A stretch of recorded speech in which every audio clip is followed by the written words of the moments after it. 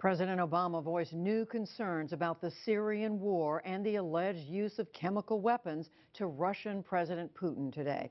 They spoke in a phone call on a day when the Syrian Prime Minister narrowly missed being killed by a bomb in Damascus. The bomb blast ripped through cars and buses in the Syrian capital, shattering windows and sending the wounded to the hospital.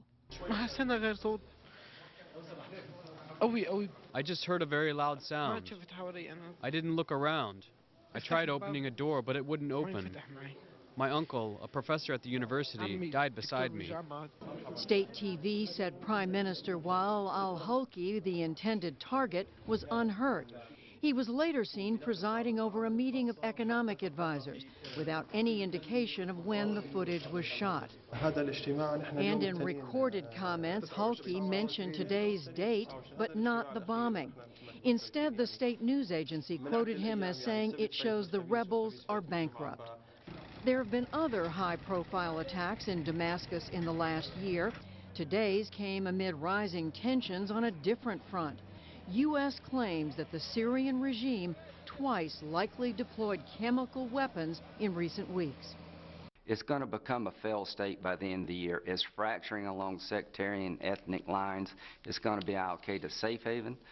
On Sunday, Republican Senator Lindsey Graham of South Carolina said the U.S. must take action. There's nothing you can do in Syria without risk, but the greatest risk is a failed state with chemical weapons falling in the hands of radical Islamists, and they're pouring into Syria. Fellow Republican John McCain called for giving military aid to the Syrian rebels. And he said there might be a need for outside forces, but not involving Americans.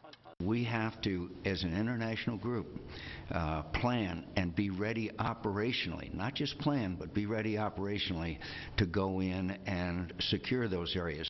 Whatever the composition of that force is something I think we have to look at very carefully. But the worst thing the United States could do right now is put boots on the ground in Syria. That would turn the people against us. Today, White House spokesman Jay Carney turned aside talk of immediate action. He repeated that the administration wants to make sure it has all the facts. We have established with varying degrees of confidence that there have been incidents of chemical weapons use, sarin in particular, in a limited fashion in Syria. We are now working to build upon that evidence, to increase the amount of evidence, to find specifically what happened, what occurred, who was responsible, and build that case, if you will. And Defense Secretary Chuck Hagel said that assessment is ongoing.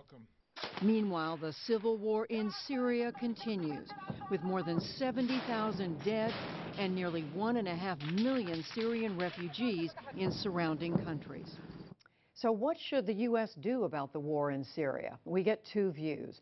Murhaf Jouejati is the chairman of the Day After Project, an independent organization that advises the Syrian National Council on plans for a post-Assad government. He was born in Syria, and he's also a professor of Middle East Studies at the National Defense University.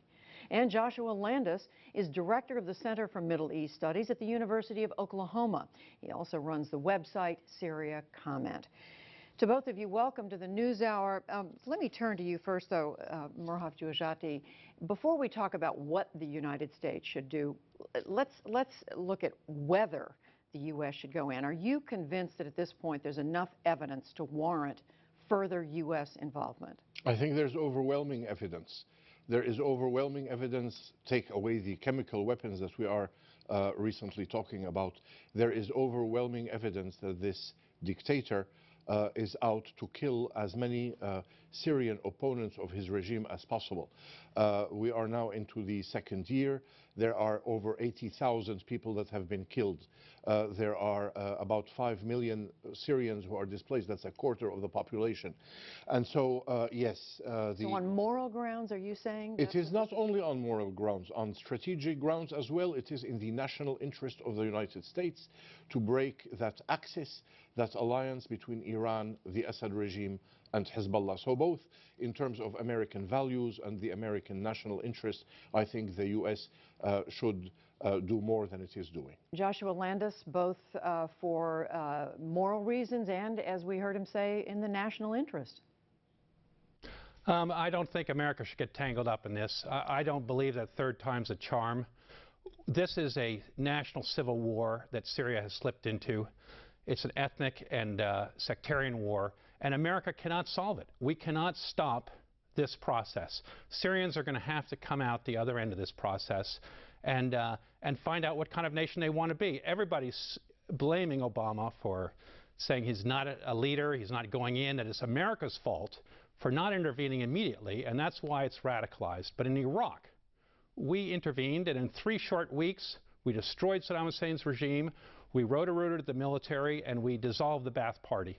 And what happened? The country exploded into civil war, sectarian fighting, and radicalization that went on for years and is still going on. More and more people in Iraq are joining al-Qaeda. There are car bombs going off every day. The United States spent $1 trillion in Iraq, and it couldn't get the outcome it wanted. His point is... Neither in Afghanistan. And that's not going to happen in Syria. This is a civil war. In America's civil war, 750,000 Americans were killed in a population of 34 million.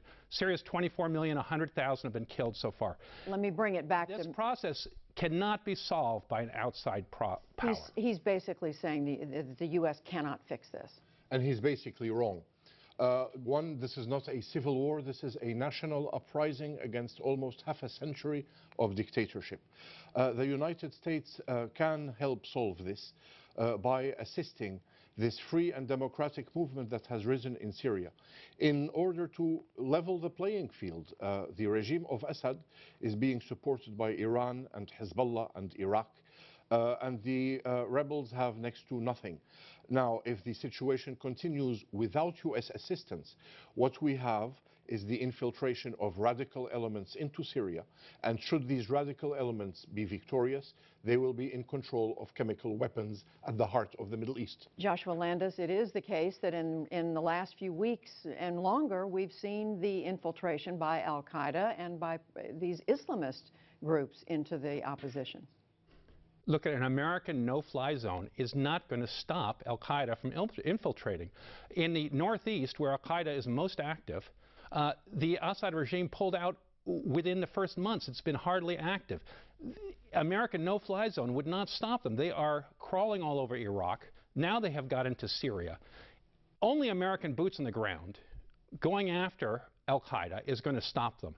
Syrians are joining Islamist forces because they want to destroy the Assad regime and because many want an Islamic State.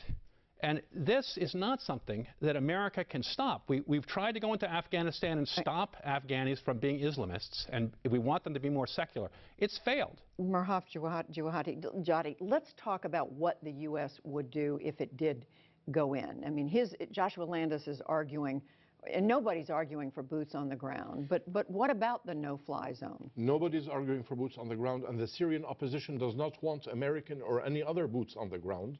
The Syrian opposition wants support in neutralizing Assad's air force. Assad is using fighter jets to bomb civilian neighborhoods.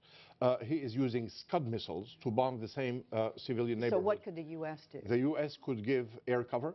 It could establish a no-fly zone, for example, in the south of Syria, much as it had done in the north of Iraq. And here, let me remind our American audience that 0 American pilots had been killed in the no-fly zone in Iraq. And in the absence of this, at least the minimum to provide the rebels with ammunition for them to defend their families and their civilian brothers and sisters. Well, let's take that one at a time, Joshua Landis. What about supplying, let's take this question of supplying ammunition, other equipment to the rebels. Well, we're already supplying. We're helping get much more sophisticated arms to the rebels already. One of the major problems is the rebels, there are over 1,000 militias in Syria. The moderate rebels that Murhaf Jouejati is talking about have had 3 different leaders in the last 2 weeks. There's complete chaos. The United States is not confident that if they give them real anti-aircraft weapons, they won't share them with al-Qaeda, which is what has been happening. And this is the dilemma for the U.S. regime. It's not a good answer. The U.S. can do the U.S. government can do a lot more to help the opposition. The problem is the real fighting forces on the ground in Syria, the most effective fighting forces, are Salafist movements, the Islamic Front, and the al-Qaeda affiliates. And that's what the United States is frightened of. Israel is frightened of it, and they don't want us to give more weapons. So we're in a bind. Wait, what about his earlier point that if you give ammunition, weapons to the rebels, it falls into the hands of the wrong people? One, not necessarily, and recently the decision by the Friends of Syria has been taken to pour the assistance into the Supreme Military Council, which will channel it to the good guys within the FSA.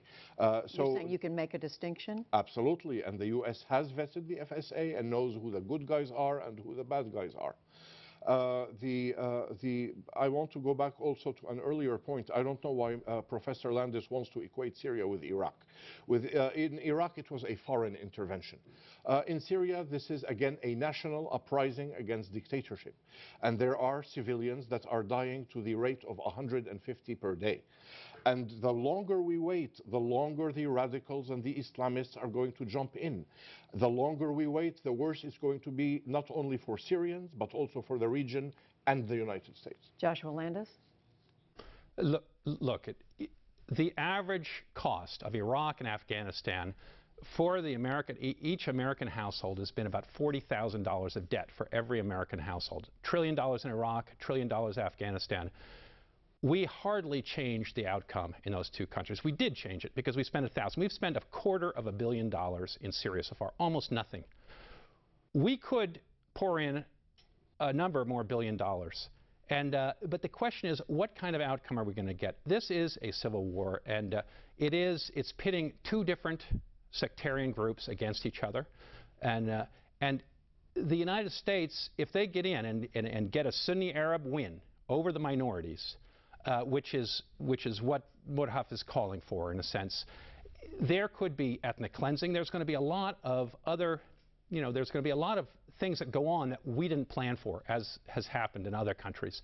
Well, we could provide a no-fly zone, but the no-fly zone is for humanitarian reasons to stop the killing. If the killing doesn't stop, as it probably won't, then the mission creep is tremendous. We'll have to go hunting Assad to kill him. And in Libya, it took us 2 days, really, to go from a no-fly zone to a kill Gaddafi zone. And that's what's going to happen in Syria. And then we're going to have boots on the ground, and we're going to be mediating a very tough civil war. Very brief response. In Iraq and Afghanistan, it was very costly because there were boots on the ground. Syria does not want boots on the ground. It wants a protection for the civilian population and for the Free Syrian Army to be supported in order to collapse this murderous regime so that the Middle East can see stability again. The debate goes on. Murhaf, Jouejati, Joshua Landis, we thank you both.